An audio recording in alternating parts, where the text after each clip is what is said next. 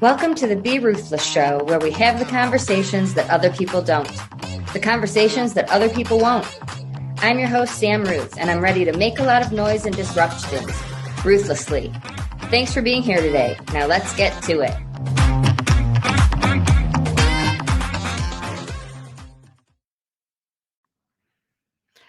Welcome back to the Be Ruthless Show. I'm your host, Sam Ruth, and joining me is a very special friend, Shawn Dinneen, who is the owner of Heartstrings Journals. She is a very special soul, very loving. She's been on a unique journey and is joining me on her first podcast. Yes, this is my first podcast ever. Thank you for taking the time.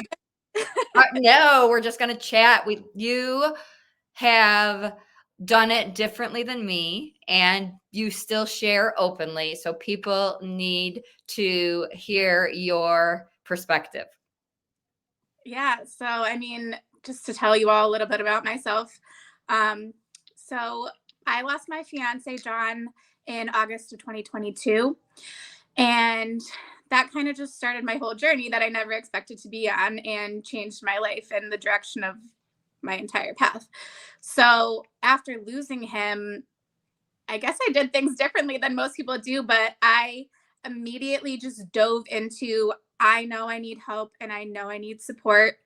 At the funeral home, actually, I found a brochure that had a support group on it, and I called them immediately that weekend and was like, all right, what are you going to do for me? How are you going to fix me? So I just spent a lot of time trying to gather every possible tool I could find to help fix me. And that's really what I thought I needed to do. I thought I could find some magical cure that was just going to solve my problems, and I wasn't going to be sad anymore, and I was going to be fine, and I was going to get to move on and live my life. And we both know that's not the case. But luckily on that journey, I did find those tools that allowed me to get to where I am now, which is really just focusing on, like, I still have my life, and while I have it, I'm going to continue to live it to the fullest. I'm going to live it in the way that would make John proud. He would not want me sitting in bed and crying and being upset over him. He would hate that. So I just go out, and I am basically a yes man now. Sam knows, if anyone asks me to do anything, if someone asks me to get on a plane and go somewhere, I'm going. Someone asked me to go do an activity, I'm going. I'm trying it all. I'm doing it all. I'm just trying to make the best of this shitty situation. Yeah, and it's transformed my life. And meeting you was just another piece of it. I've made so many connections now along the way. It's kind of like once you find one, it's a domino effect. You find more and more people, find more and more support, find different people who have different methods that you can then put in your own toolbox and use. So yeah, I'm on this crazy path, and I don't really know how I got here other than that I was treading water trying to figure it out, and it's been crazy. I hate how we met, but I love that you're in my life. I only know this you, though. You say this is John, that this is his influence, and that you weren't the yes person. You said yes and got on a plane and came to a retreat in Colorado. And that was because you were looking for support. But I just know that, I just know the person who then said yes and stayed an extra day and explored Colorado by herself. Yeah. And when I tell people that I do stuff like that now, they kind of look at me like I have 10 heads and I'm some mythical creature, because who goes and eats dinner at a restaurant by themselves? Like, that's just insane. But so I would say probably like in high school and stuff, I was very shy. I had friends, I went out and did stuff, but I was never like an outgoing person that was just going to talk to some strangers out in the wild. But being with John, I used to call him a professional friend maker, because he would just chat with anyone. We would be in line at the grocery store and he'd be chatting up whatever little old lady was in line with us. And he just had such a beautiful, positive outlook about people in general. And just, he never judged anyone. I would be like a chronic complainer about everything, and he would always just be like, babe, what? They're just doing this or they're just doing that. And I would be like a little bit frustrated. Like, I just want to complain about this person. But he always had such a positive outlook about people. And so I try to take that and like mold that into my life now. And when I go get my coffee, I chat with the person at the register, or when I'm out. So I went out and took myself to dinner in Denver when I was out there. And by the end, all the people in this tiny little restaurant were talking to each other. And I feel like I definitely had an influence on that by sitting there by myself. Again, people think that's kind of a strange thing to do, but then they want to talk to you about it. So you end up making friends and connections that way too. But if high school me knew that I was doing that, I would probably pass out and die, because that was not something I would have done. But now I go to an in-person group in Connecticut, and I tell them all the time, I'm like, one of my favorite things to do is go find groups of strangers to hang out with. When I came to Denver, I stayed at a hostel for a night because I figured if I'm by myself, I might as well go where other people are by myself. And I sat at their little bar there and talked to a bunch of people, and you're never really alone unless you choose to be. So I've kind of tried to keep that mindset going and live that way. And I think it has a lot of, John had a lot of influence on it. Some people might say that I always had it and just never realized it. Either way, it's definitely changed my whole trajectory and how I approach things and live my life. And people might say, right, that's just us making ourselves feel good, keeping, how we keep them with us. And I'm okay with that. It's how I keep Jim with me. I completely believe it's him living on through you. Those of us at the retreat, our little family, you absolutely connected us in ways that still continue on. You don't judge. You still connect. You've connected me with people who are part of doing things with Griefhab. You have that. And so when you tell me stories, I'm like, I just always thought that was you. I thought you always did this. It's a surprise to me. And that's the interesting part of healing, that there are some pieces of me I might not get back.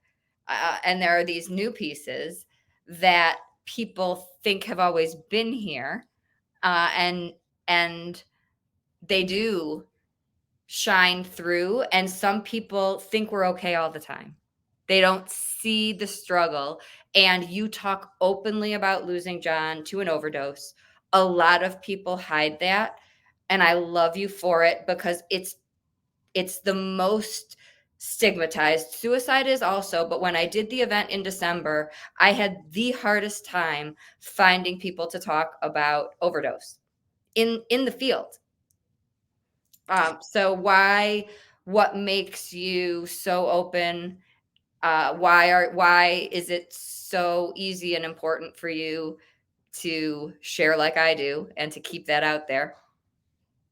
It's not easy at all, because there's a lot of different factors that go into when I do share things. And as much as it's my personal story to share, he has his family, he has his daughter, he has all these other people who are also impacted by what happened, and also by the information I put out there. And I try to be cautious about that. But at the same time, I want people to realize that addicts aren't just like that person out there by the side of the highway with a paper asking for money. And those people may be addicts, they may not. There's still someone's person, someone's family, and they're still human inside. And frankly, if you knew John, you would never know that that's what happened to him, because he was such a light and his presence was so huge. Every room that he walked into, he was like the star of the show. I have videos on my phone from a month or two before he passed away, dancing in our living room with our new puppy. So to have that be his end by no means should be his entire story. That's unfortunately what took him. And we spent a lot of time trying to like get resources and get him healthy. And in the small amount of time that I did know it was happening and was going on, it was a downward spiral of me just trying to like reach again for every resource and tool. And I'm pretty resourceful at doing that, but you can't get immediate help. It's really, really hard.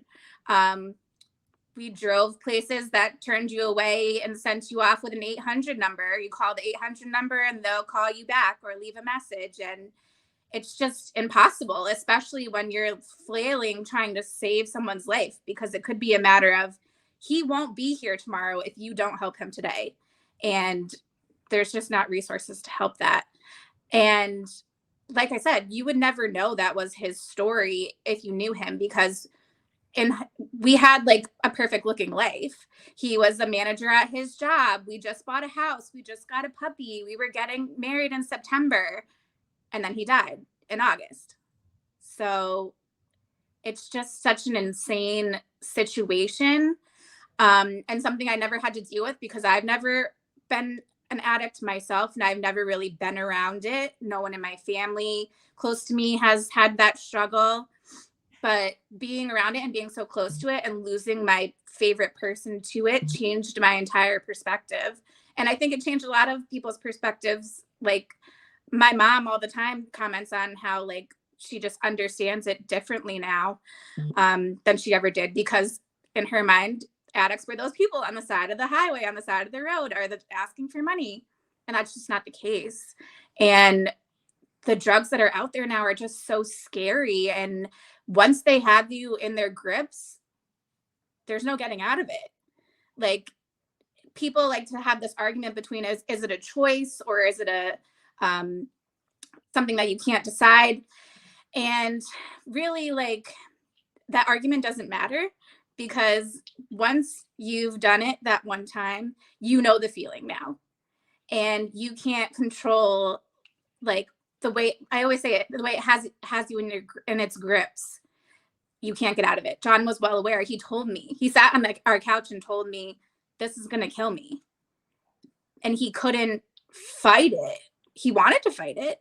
Again, we couldn't find the resources to fight it. Even if we had, maybe that would have bought some time, but you never know what their story is going to be. I mean, you hear stories of people every day.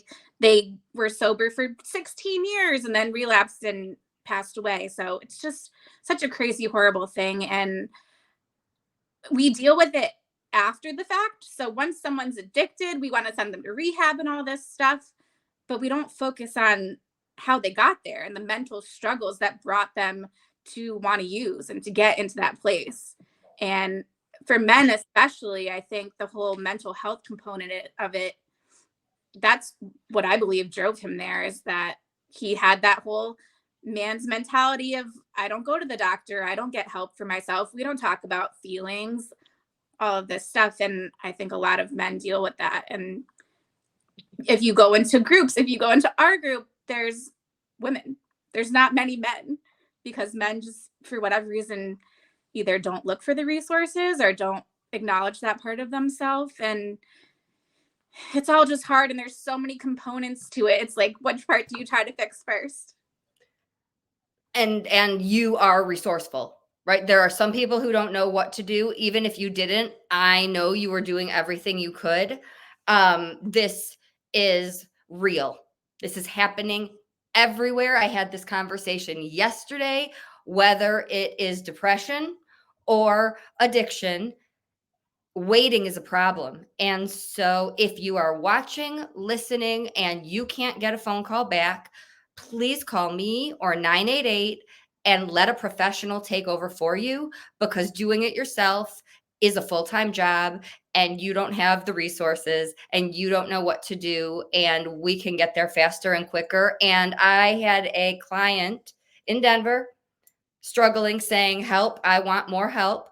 And I went to meet him at the hospital. He went to the hospital and they said, we can't help you. Your therapist can do a better job. And I mean, he was waiting for me in the parking lot. Like, I don't understand. Like, they're not willing to do anything. You know, this is the world we live in. And if you don't have someone like me who says, I don't accept no for an answer, give me the person above you, we listen to what we're told. and you go home and you think that you have to wait for the return phone call. So please hand it off to someone in the field who will do the work for you, so that you don't wait and lose someone. It's real, and time can't pass. It's happening in every city and state everywhere. And it is someone who is sitting next to you looking healthy and fine and struggling. And there are men's groups.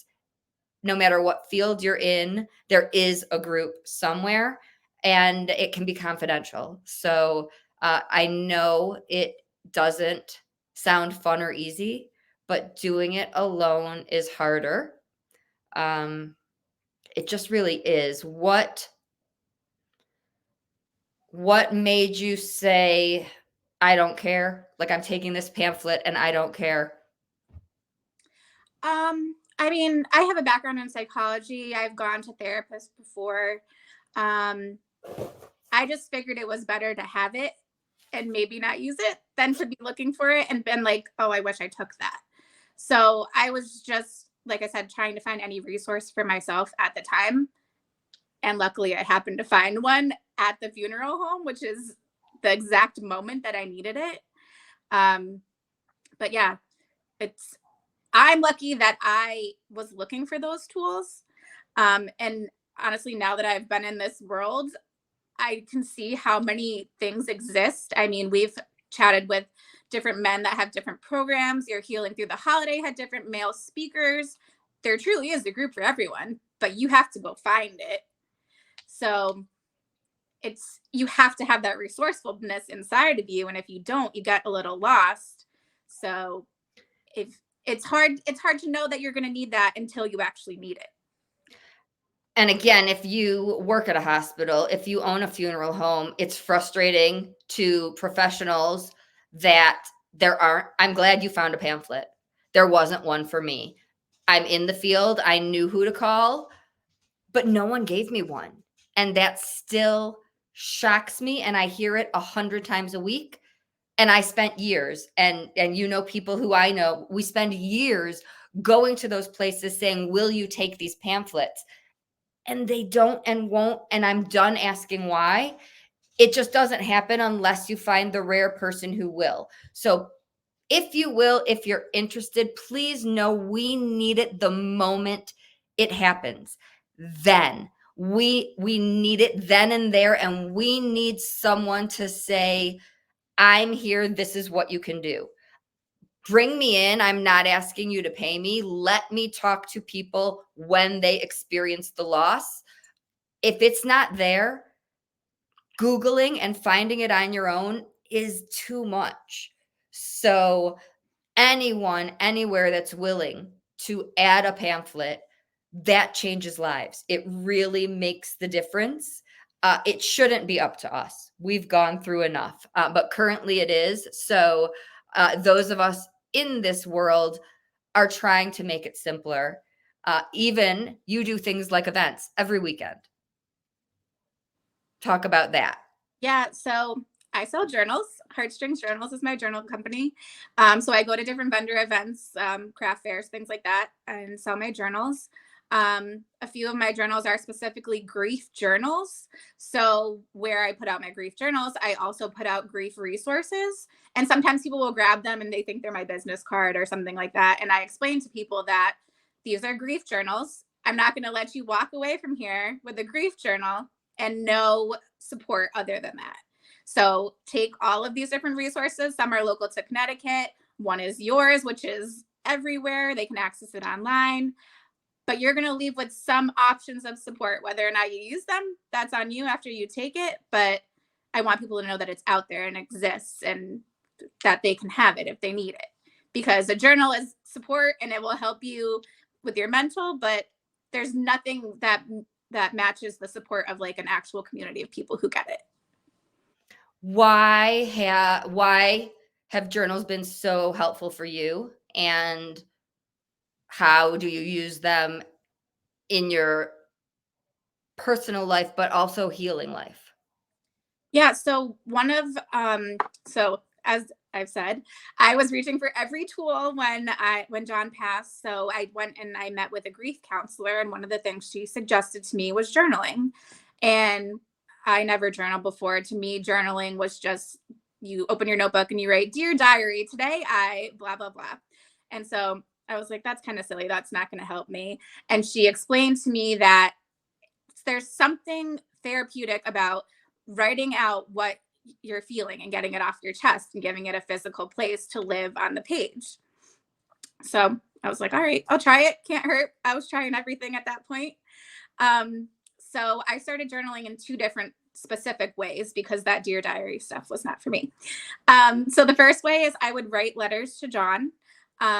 We've talked about this before, but I always felt like talking out loud to him felt silly to me. So my way of talking to him was writing him letters. So I would write him letters in my journal. I would keep one in my glove compartment. I still have one in my glove compartment. When I go to the cemetery, that's what I do. I sit by his plot and I write to him. And that's kind of how we talk. And that's just, it was everything. So it wasn't just, I miss you. Sometimes it was, I'm pissed at you and I can't believe you left me here. And now I'm sitting here crying in the dirt because of you. It's not always like happy, fun stuff that I'm telling him. It's any emotion that I'm feeling that I want him to know, I would write in letters and still write in letters. And then the other way that I did it was that I would write lists. So I would write a list every day of the good things in my day and the bad things in my day. And then I would just write at the bottom if I had anything else I wanted to add. But I made sure that I always had something in the good list. So I forced myself to think of something big or small that was good and not just everything that was bad. So some days my bad list could have been 10 pages long, but I would have at least one or two good things on there too. And then by doing that, I got to kind of look back and see, oh, it's been a couple months. My bad list, maybe I can't even think of anything to put on my bad list today. Or my good list is my good list is now 10 pages and my bad list only has one or two things. So I was doing that in a blank journal. And then at some point I was just kind of like, I don't want to keep writing this format out for myself. So I'm pretty like digitally creative. I like to design stuff. And so I designed my own journal in that format. And I actually dug it out for you out of out of all my junk so I could show you. And it's huge. It's massive. So I designed it in that, I don't know if you can see this. I designed it in that way so that I had the columns set up for me there with the good and the bad and then other thoughts. And people liked it and were like, oh, are you going to sell those? Can I have one of those? And I didn't think it was going to turn into anything. I thought it was just going to be my one journal that I used and it was for me. And now I have probably over 40 different cover designs with the same inside. And that's what I sell at my vendor events. And when you came to the retreat, I said, can we use them? Can you bring them for everyone here? Everyone loved them. They're heartfelt, heartstrings. You're creative. You have that genetic thing. In many ways, you started doing graphics for me. It's just your thing. So it doesn't surprise me that whoever saw it said, can I have one? It helps you stay connected. I write letters to Jim. So I love that you're talking about different ways people can do it. I thought you had to meditate a certain way. So I didn't do it for a long, long time because I couldn't do it the way I thought it had to be done. So anyone listening right now might be thinking, oh, I can try a new way, right? We can do what works for us. And you made your own way. Are all of the journals this format? The majority of them are. So I do have one that is a grief journal. It's called Letters to My Loved One. So that one's blank line so that you can do just that, write letters to your person who's passed. I've gone back and forth with making blank lined ones. I've had people ask for them. I feel like it kind of defeats the purpose because my whole point is that inside setup that is just very easy and simple for anyone to do, that you can sit down at the end of the day, get some stuff off your chest and move on. You don't have to think about anything. but I have thought about just doing blank ones. So we'll see. Maybe they'll maybe coming soon. I told you I have clients do a different system, right? Because I agree we have positive and negative things, but my clients, I'll have homework where we go back and look. And sometimes if I want them looking for positive things, I don't want them seeing the negative, right? It can send us on a different thought process. So you made something for me. Yes. So you told me that exact story, that we can't always have anything bad to focus on. Some people need to just not have that part at all. So of course, I'm like, light bulb, we'll make Sam a journal in her own way. So coming soon, we will have the Griefhab journal, and that's going to have a bunch of different sections. It's set up differently than my other journals are. There's that same similar section where you can write down your good parts of your day. There's a little mood tracker on it. Sam really likes to get into that like childhood creativity kind of thing. So there's just a blank section for creativity where you can like scribble your doodles and just sit there and aimlessly draw stuff if you want. There's a little section for gratitude, so we can, again, focus on the positive, what we're grateful for, what we're thankful for. And then there's just the blank spot where you can write whatever else you need to get off your mind. And that is hard. That is hard in the early deep stages of grief. And that can be hard the holidays, anniversaries, certain times. I love that you make yourself. I make myself. It could be, I'm grateful I have my dogs, right? It could be something that we really have to grasp for. But the point of doing it is that there are still things, even though we've gone through this horrible thing and we've lost the most important thing to us. If we force ourselves, there are still things in this world that we have. And if we retrain ourselves to think that way, the more we look for, the more we find. And then it is easier to have 10 pages. Yeah. And I don't know where I heard this, but somewhere along the way in my life, I heard someone say, like, we all just go on and we think our brain's controlling everything that we're doing and we're feeling. But we get to have control over what we're thinking and what we're doing. We get to control our brain. So take that power back for yourself. And it might feel silly or it might feel wrong, but I'm a big fake it till you make it kind of person. So I'm going to pretend to be happy and I'm going to pretend to be outgoing. And then eventually I'm just going to be that because I did it for so long. I told my brain, this, all right, let's go. This is what we're doing, instead of letting it take me and keep me stuck in my bed. And it's worked out well for me so far. So that's my little lesson to you, is just keep telling yourself. It's the same thing with affirmations. You're big into affirmations, and it's the same kind of mindset. Like, we're just going to keep telling ourselves until we convince ourselves, and then it eventually becomes true. And I said it to you months ago. This journal thing is going to go somewhere. This is going to be something. And you're like, no, this is just, I love doing it, but I love my job. I think this journal thing is going somewhere. You are coming to events I'm having with your journal. So they'll not only be there for people to purchase and see, you will also be leading. I don't know if you've named them yet. You will be helping people who might think like you thought, I don't want to do this Dear Diary thing. Yep. Yeah. So exactly that. It doesn't have to just be Dear Diary. There's a million ways to do it. If you follow my Instagram, it's Heartstrings Journals. I also post journal prompts on there because sometimes you just need a starting point. Sometimes you can just put your pen to the paper and not stop writing for 5 minutes, set a timer.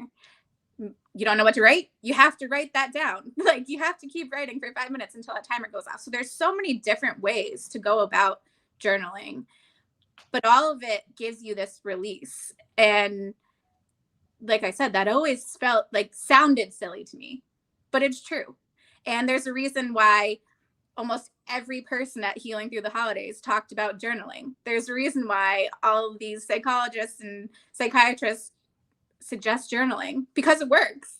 And it really does. It's kind of like when you're so full at Thanksgiving and you have to unbutton your pants to have that relief. Like, that's what journaling is. So you get it all off your chest onto the page, and you get a little space to breathe again.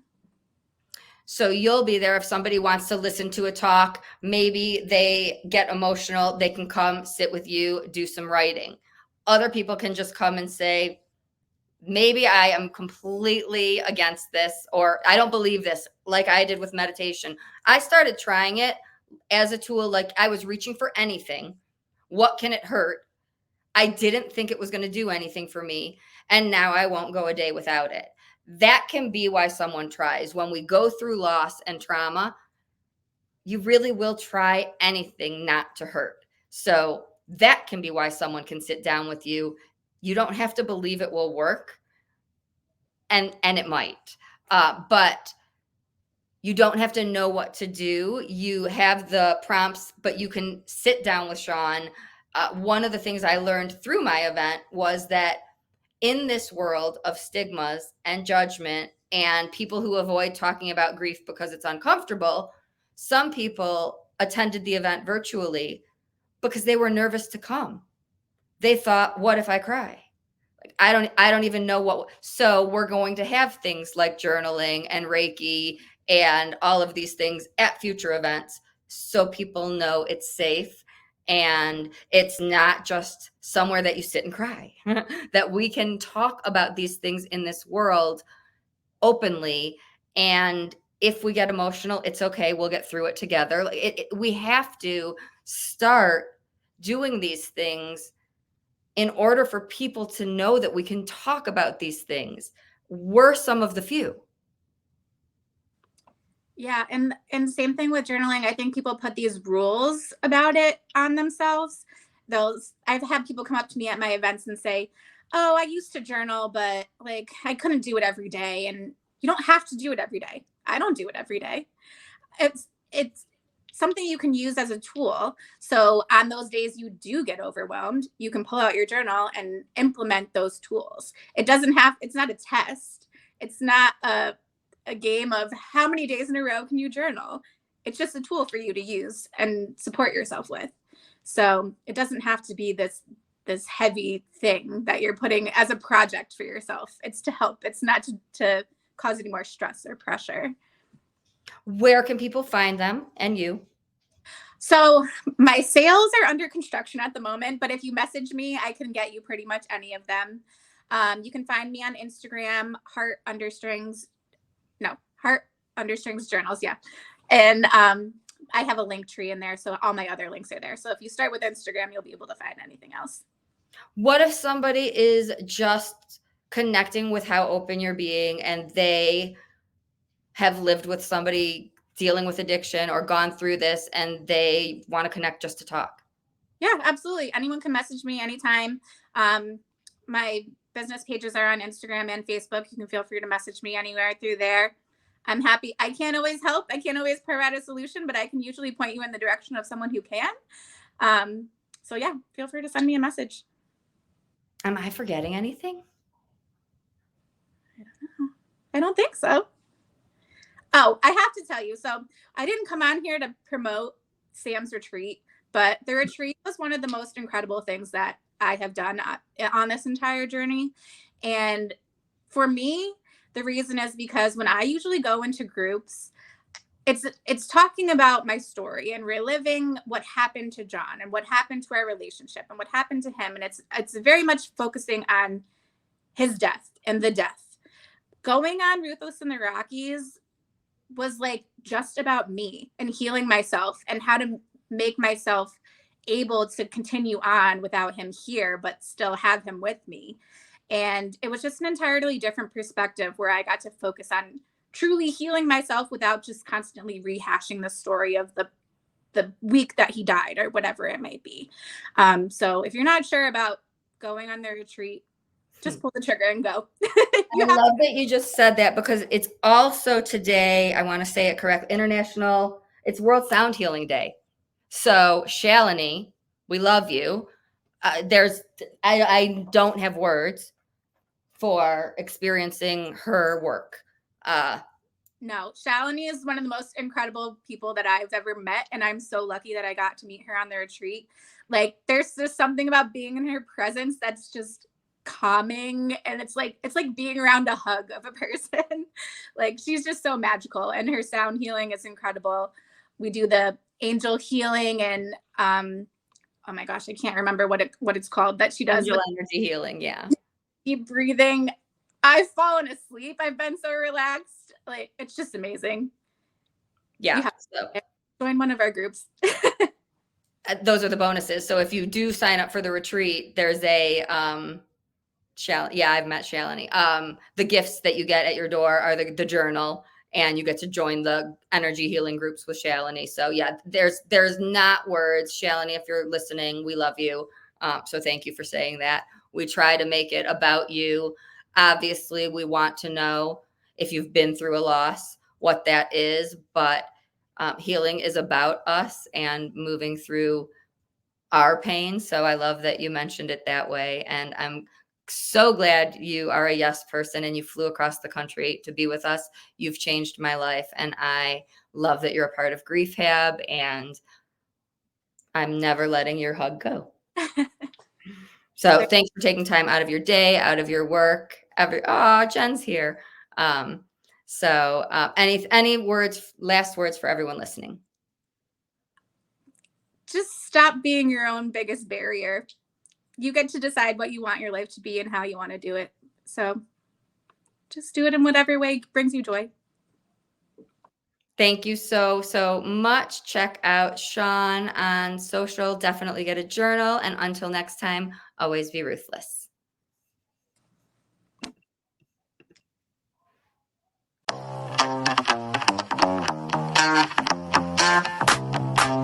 Thanks so much for listening today. Your support means everything to me, truly.